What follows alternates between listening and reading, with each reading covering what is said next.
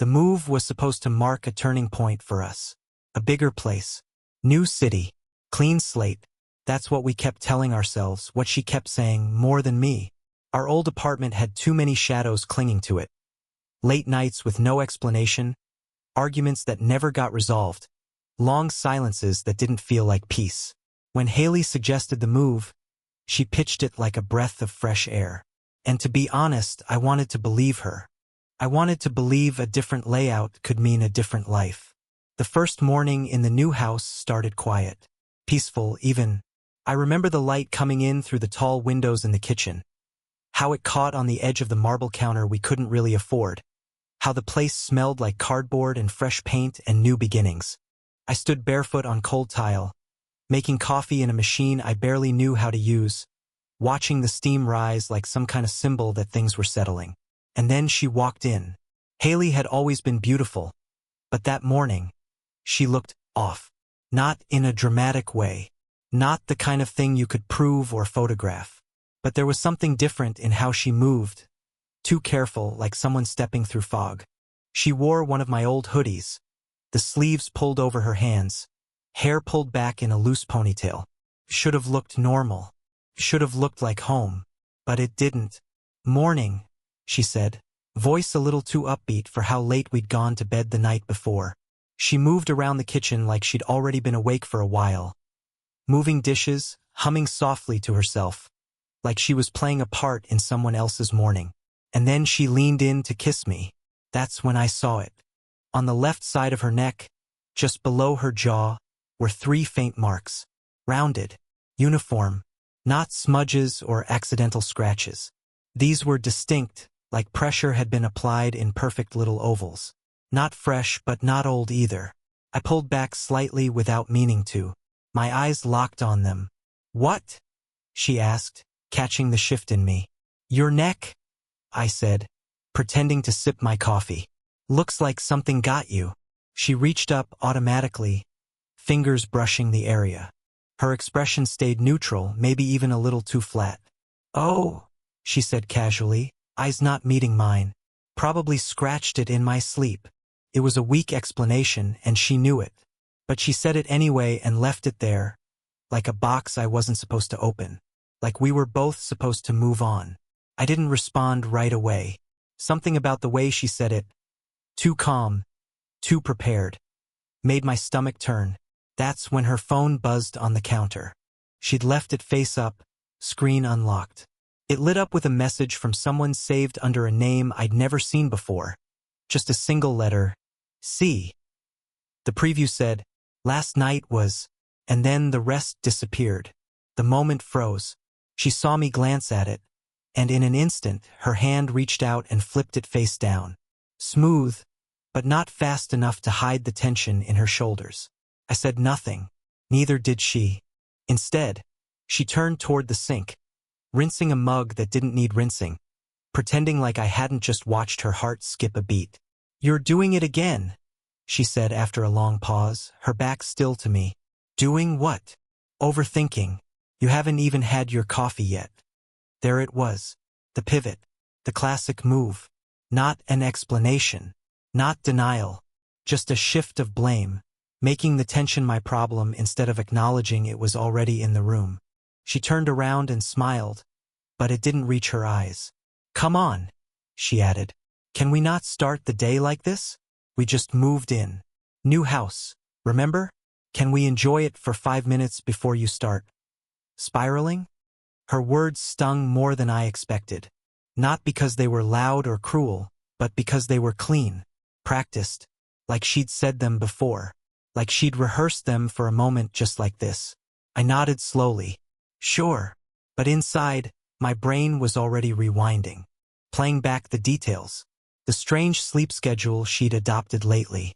Her recent obsession with early morning solo jogs, always just as the sun was rising, when the streets were empty and her phone was on silent.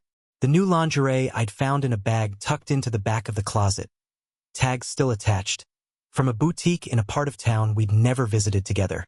She said it was a gift to herself, a treat, but I hadn't seen it on her once. Not for me anyway. That morning I told myself I could be wrong. that I was tired, that I was stressed from the move and reading into nothing. But the marks on her neck weren't nothing, and neither was that text.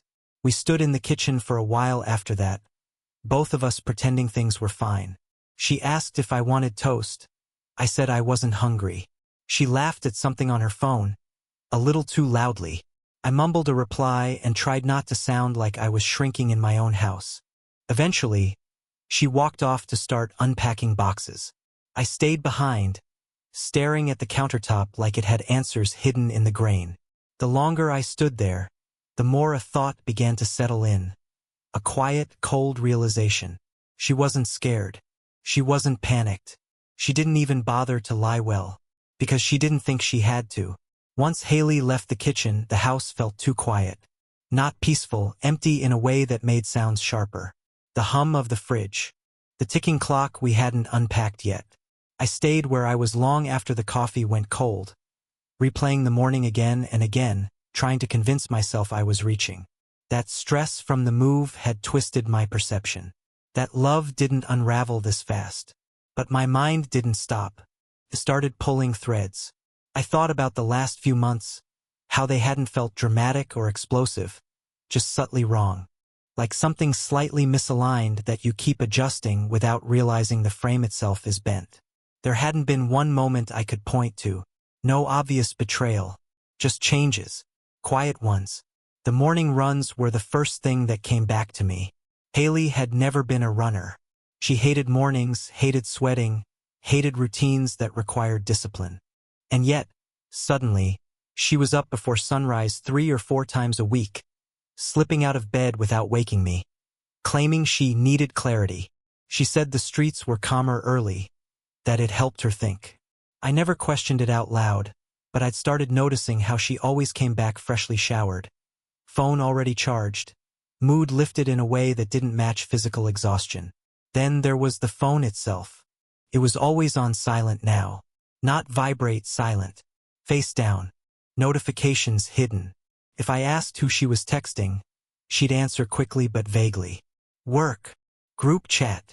Nothing important. And whenever she replied, she'd step out of the room, like privacy had suddenly become essential in a life we once shared openly. Even at night, she'd roll away from me, thumb moving across the screen, smile faint but present, then lock it instantly when I shifted. I told myself people change, that relationships evolve, that I was being paranoid. But then came the lingerie. I found it by accident while packing. A small bag tucked behind winter coats we hadn't worn in months. New pieces, tags still attached. Expensive. Not her usual style either, bolder, deliberate. When I asked her about it, she laughed and said it was for confidence, that she was trying to feel better about herself. I accepted that explanation because it sounded reasonable, because I wanted it to be true. But she never wore any of it for me. Not once. The ring was next. One evening, I noticed she wasn't wearing it. She said it got uncomfortable at work, that she didn't want to risk losing it. I didn't push even when days passed and it stayed off. Even when I saw it tucked into the side pocket of her bag instead of back on her hand. I told myself marriage wasn't defined by jewelry, that trust didn't require symbols. But the symbols were disappearing anyway. Her scent changed around that time. A new perfume appeared, something warmer, unfamiliar. She said she picked it up while shopping, wanted to try something new. The music she played in the car shifted too.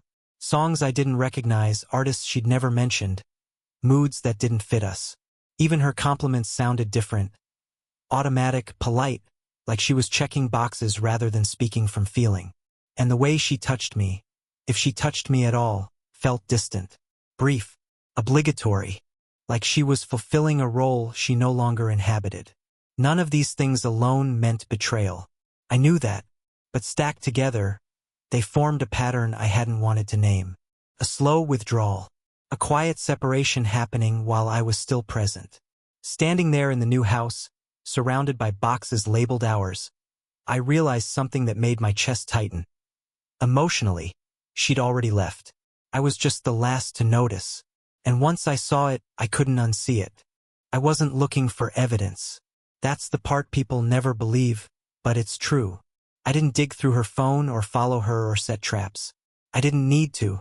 The truth didn't come from suspicion. It came from carelessness. Hers, not mine. It happened in the afternoon, when the house was still half chaos and half echo. Boxes stacked against walls, cables tangled like vines, furniture sitting where it landed instead of where it belonged. I was looking for the charger to the tablet we shared, the one we used for recipes, streaming, random searches. The one she'd logged into everything on because it was easier that way. I found it on the kitchen counter, screen still on. At first, I didn't understand what I was seeing. Just an open browser tab, bright and orderly against the dull mess of unpacking. A booking page, clean fonts, calm colors, the kind of page designed to make decisions feel peaceful and final. It was a reservation, a remote resort, not a hotel, something more intentional. A private cottage surrounded by trees, far from the city. The description mentioned quiet mornings, private access paths, a restricted relaxation area meant for couples who didn't want to be disturbed. The dates jumped out immediately. They overlapped exactly with the weekend Haley had told me she was visiting family. I scrolled slowly, my hands steady in a way that felt unnatural. There was no panic yet, just a narrowing focus, a strange clarity. 2 guests, a dinner package for 2, candlelit, prepaid, no room for flexibility. At the bottom of the page was a note field, short, casual, signed with a single initial, not mine. That was the moment something inside me finally locked into place. This wasn't a misunderstanding. This wasn't flirting or emotional confusion or a line crossed in weakness. This was planning, scheduling, anticipation. This was an escape that had been arranged in advance, with care, with intent, and without me. I sat down at the counter, the tablet still in my hands, and let the weight of it settle. The house felt different then. Not new anymore, just hollow, like a stage set after the actors leave. I thought about how she'd talked about that trip, how casual she'd been, how annoyed when I asked questions. I thought about the marks on her neck, the hidden contact, the way she'd flipped her phone like a reflex. It all lined up now, not in chaos, but in order. I didn't cry. I didn't feel angry. I felt late. Late to a story that had already moved past me.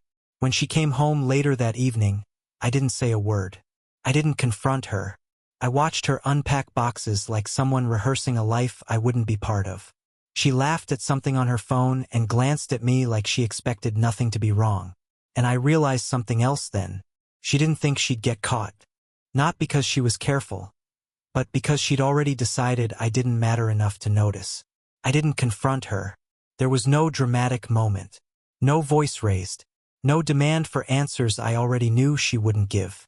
I didn't throw the tablet at her feet or storm out into the night. I didn't tell friends or call family or write a post asking for advice.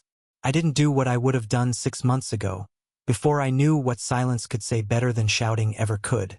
Instead, I got quiet, really quiet, because once you see the truth, once it clicks into place so cleanly there's no room for argument, you realize the conversation is over. Even if the words haven't been said out loud yet. So I started preparing for the ending. Not in rage, not in grief, just in motion, calm, unavoidable. The way you move when the storm has already passed and all that's left is the cleanup. The first thing I did was pack her things. Not all of them, just the ones that were clearly hers. The new clothes, the perfume, the unread books she'd picked up in the last few months. I left the memories alone. The old stuff, the shared stuff. I wasn't ready to touch that yet. But the recent pieces, the ones tied to the version of her that had been pulling away, they went neatly into boxes, one after another. I didn't rush it. I wasn't being spiteful. I folded things carefully. I placed everything in order, like I was helping someone leave without saying goodbye. Because in a way she had already checked out emotionally. I was just catching up physically. I changed the door code next. It wasn't about locking her out. Not yet. It was about reclaiming something that had become symbolic. That code was ours. I remember the night we chose it. Something simple, meaningful, tied to a date that only we understood. Now it felt hollow. Worse than hollow, it felt false.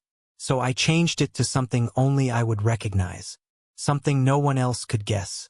It wasn't an act of revenge. It was closure. Then I cleared a drawer in the bedroom. The one where she kept her jewelry, her chargers, her little mess of things that somehow always spread into my space. I emptied it, wiped it clean, left it open, quiet and waiting. It wasn't a threat. It was a signal. She didn't notice. Or maybe she did and didn't say anything. That was the game now, unspoken observations, silent withdrawals. She was distracted anyway, always flitting between texts, work meetings that seemed to stretch later every night, calls she took on the balcony in hushed tones, eyes darting toward the glass door like she thought I'd be standing there. I wasn't. I let her believe whatever version of me she needed to. The overthinker, the quiet one, the tired husband who didn't ask too many questions. It made what I was doing easier. In the evenings, I started sleeping in the guest room. At first, I made excuses, back pain, unpacked boxes, needing space. She shrugged and said okay like it was normal, like we hadn't shared a bed for years. She didn't protest. She didn't follow. She let me drift and I let her. It was strange how natural it felt, this slow unraveling. I thought endings came in fire, but sometimes they come like this, measured, methodical, like watching something freeze instead of burn.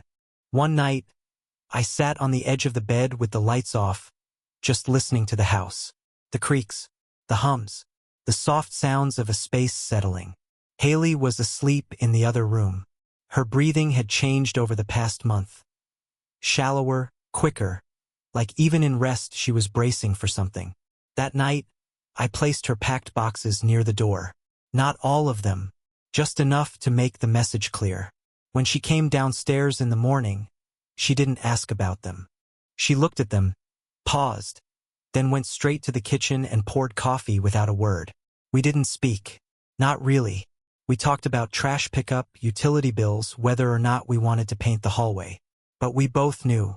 By now, we were actors in a play neither of us believed in anymore. She didn't ask for affection, and I didn't offer it. I didn't reach for her, and she didn't look for me. Her smile, when it came, was always delayed, like a reflex she had to remember, like muscle memory without feeling behind it. In moments like that, I felt less like her husband and more like her roommate. Placeholder. A shadow of something she'd already moved past. The worst part? I understood. Because I was moving too. Quietly. Internally. Building distance not with arguments, but with absence. With space. Emotional, physical, spiritual space. I stopped checking her phone in my mind. Stopped wondering who she was texting. Stopped asking myself what she was hiding. I already knew the answer. The questions weren't about information anymore, they were about grief.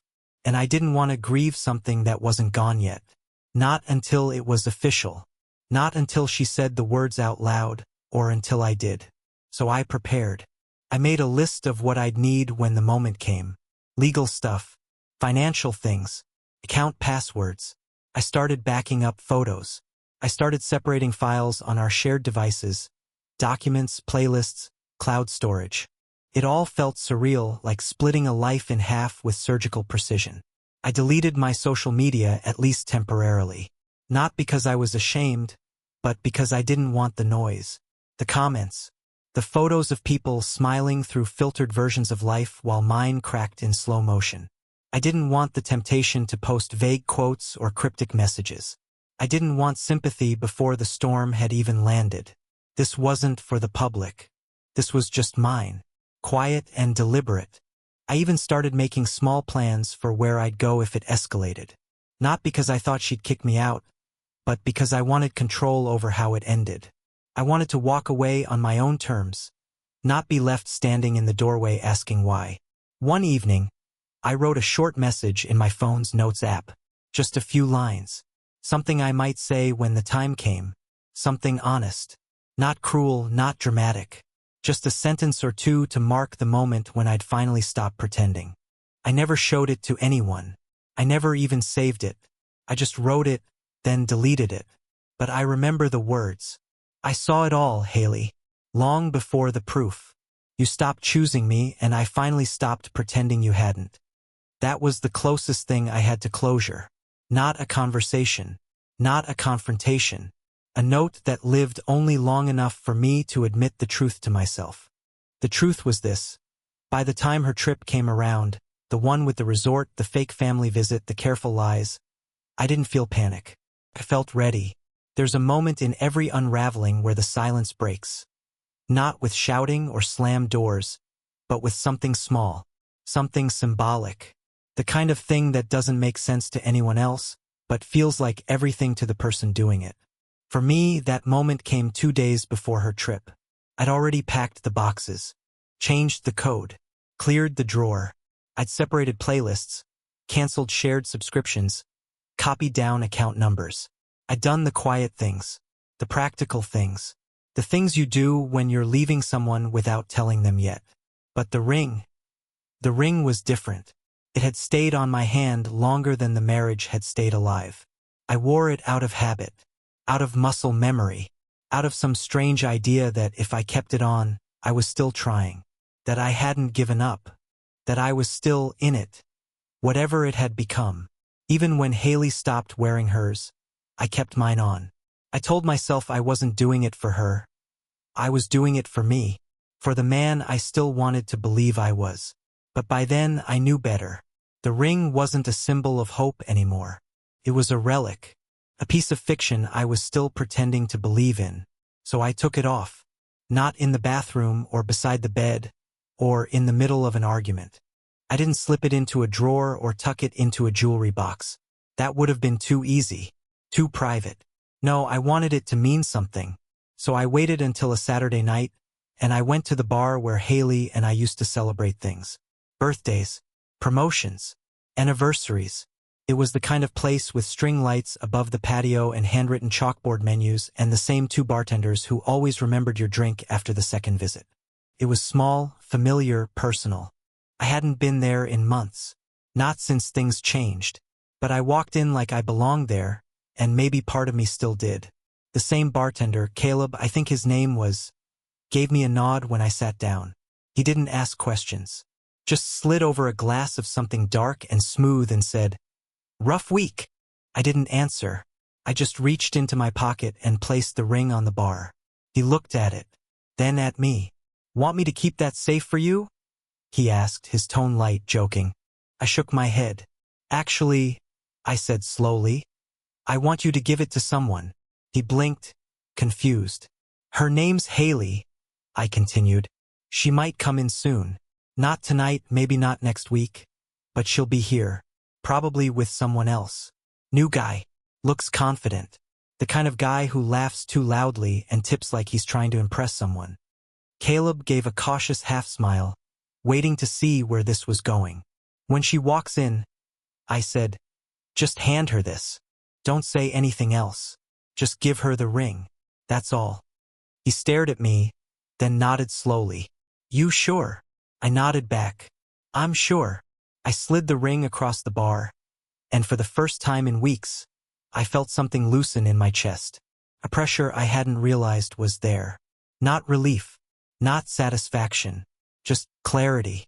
He picked it up gently, turned it over once in his hand, then set it beneath the counter. No ceremony, no questions, just done. I stayed for one more drink. I didn't look at my phone. I didn't think about whether she was out with him, whether they were laughing, whether they had already made plans for next weekend. None of it mattered now. The story was out of my hands. When I left the bar, the air felt different. Colder, cleaner, not healed but honest. The next day, I didn't tell her what I'd done. I didn't mention the bar or the ring or the message that was waiting for her like a quiet trap. I just watched her go about her day like everything was fine. She hummed while brushing her hair. She scrolled through her phone during breakfast. She asked me if I wanted anything from the store and didn't wait for an answer. And I said nothing, because sometimes the loudest thing you can do is nothing. That night, I sat in the guest room and watched her pack. She folded clothes into a small carry-on, careful and methodical. She didn't pack heavy, just the essentials.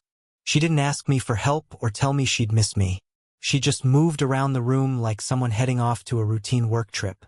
I noticed she packed one of the new dresses, the one with the soft fabric and the low back, The one she said she bought for networking events. I noticed the same perfume bottle she claimed she wasn't sure about went right into the zip pouch without hesitation. I noticed she left her ring behind again, sitting on top of her jewelry tray like it was some forgotten piece of clutter. She didn't kiss me goodnight, just a "see you Monday" and a quick glance before disappearing behind the bedroom door. I didn't sleep. I didn't need to. By now I was fully awake.